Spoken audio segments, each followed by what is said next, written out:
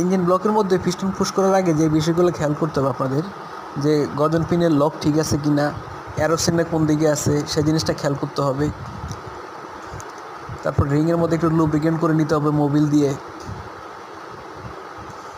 গর্জন পিনে একটু লুব্রিকেন্ট করে নিতে হবে যে ফ্রি আছে কি না কানেক্টিং রড। তারপরে স্লিপের মধ্যে একটু লুব্রিকেন্ট করে নিতে হবে। করার পরে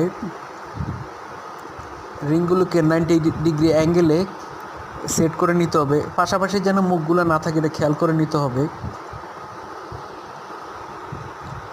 পরে ভালো করে রিং ক্লাম্পটা টাইট করতে হবে এলএন কি দিয়ে, যেন লুজ না থাকে। সোজা করে পিস্টনটা স্লিপের মধ্যে নিয়ে গিয়ে সফট হ্যামার অথবা বলপেন হ্যামার দিয়ে পুশ করতে হবে। কোনো সমস্যা না থাকলে পিস্টন খুব সহজে ব্লকের ভিতরে চলে যাবে।